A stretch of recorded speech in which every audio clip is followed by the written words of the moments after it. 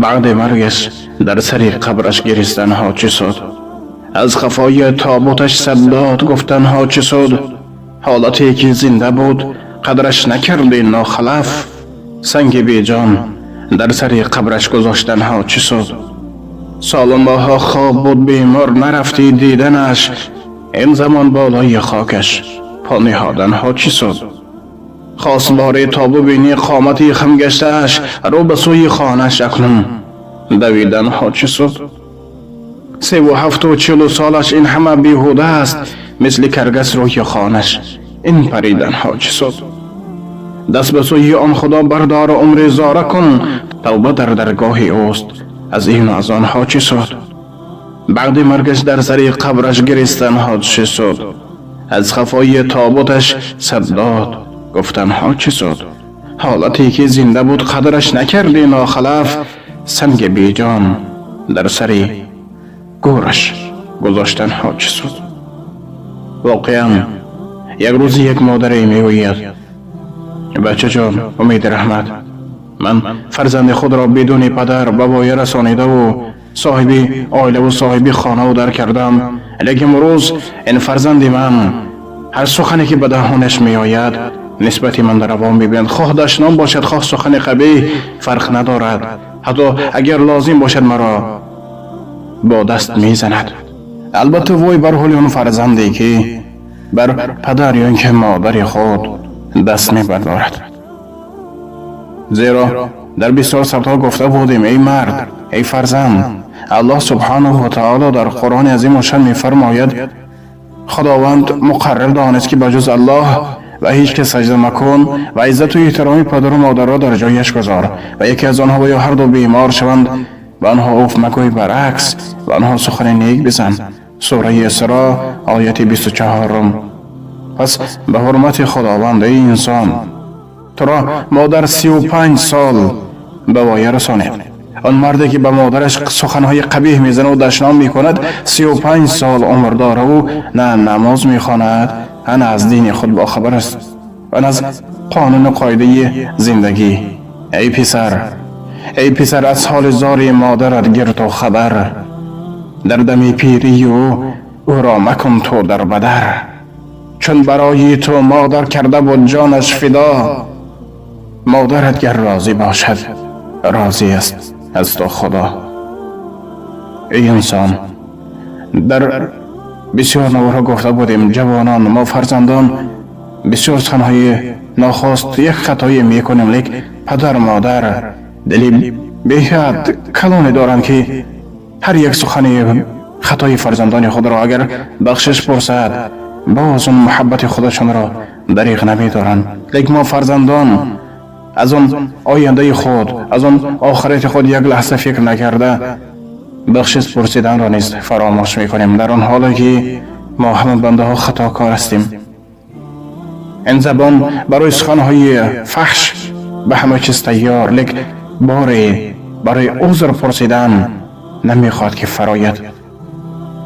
ای مرد، ای انسانی که 35 سال در آمدی و مادر را دشنام مادر را لطکوب میکنی، اگر که توبه نکردی و با این اعمال غیر انسانی وفات میکنی، در خاطر دار وای بر حال تو بر این فرزند و وای بر حال تو بر این مرد، چون که در مصرعهای بالا گفتیم ای پسر از حال زار مادرت گرد و خبر، در دم پیری او را مکن تو در بدر. امروزها هستن بسیار اون پسران ناخلف و نابکار و صدقه نام انسانی که وقتی پدر مادر پیر میگردد، وقتی پدر مادر لیاقت کاری خود را از دست میدهد و لیاقت راه رفتنی خود را از دست میدهد، در حال او را به خانه پیران سالان برده و در خانه خود با همراهی اون همسرش راحت فراغت زندگی میکند. لیکن پدر یا مادر در یک خانه چارکنجه‌ای، در یک کنج دیواری در آن خانه پیران سالان گریه و نالان درد خود را فقط به الله میگوید و خلاص. حتی بسیاری اونها دعا میکنند که پروردگارا این بدی که فرزند من نسبت من کرد الهی به سر فرزندم برنگردان.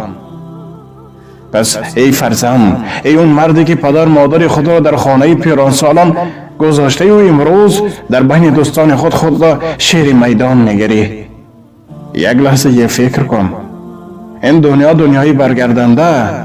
امروز که تو مادر یا پدر خود را در خانه پیران سالان ماندی، فردا فرزندی تو نیز این کار را میکند.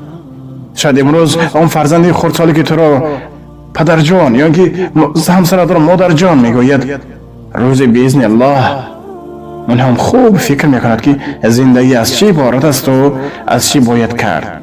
پس در حالی که اون سختی به تو نیز نآید، یک لحظه خوب فکر کن تا که الله سبحانه و تعالی از تو رضا باشد و هم لایق دعای پدر و مادر گردی. بسیار پدر و مادران در اون خانه های پیرانسالی زار گریان گریه میکنند، چون که از مهر فرزند بهرستند. از اون یک پیاله چایی که فرزند به دست مادر به دست پدر دراز میکند، از این بی نصیب ماندند و خلاص. ای انسان، جای پدر و مادر این کوچه و اون خانه پیرانسالان نیست. آخر پدر و مادر سبب شدن که تو بر این انسان به دنیا بیایی. یعنی امروز صاحبی همسر، صاحبی فرزند، صاحبی مال و دنیا گرده و به جای که بانها سپاس گذاری، بانها تشکر گویی، بانها رحمت نامه ها گویی، خدمت اونها را کنی، اونها را در کوچه خوارزار گرداندی، روزی به سر تو هم می آید.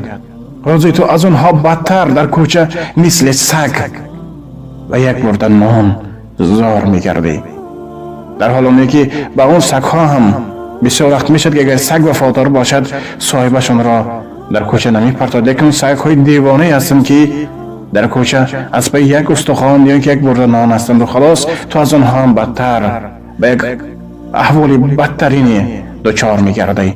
پس به حرمت خدا هم ای بنده خدا، ای فرزند آدم، ای مسلمان، ای امت محمد مصطفی صلی الله علیه و سلم، با زبان من مسلمانم گفتن خیلی آسان، با زبان من الحمدلله مسلمانم فلانم دیگرم بسم گفتن خیلی آسان.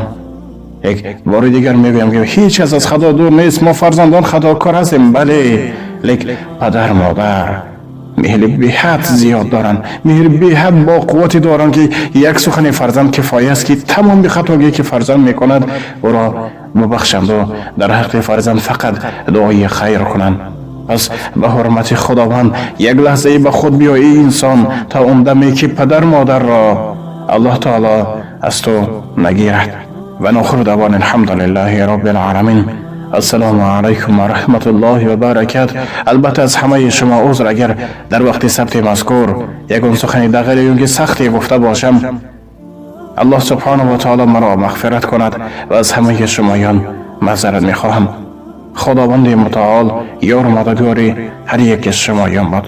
اللهم صل علی سیدنا و نبینا محمد علی جمیع الانبیاء و المرسلین و علی آله و اصحابه اجمعین.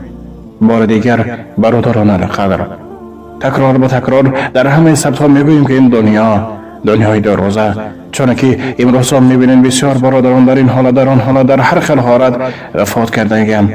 پس مرگ حق است. روزی 24 ساعت مرگ از پی هر یک انسان، لیکن به امر الله یک انسان امروز یا فردا وفات میکند.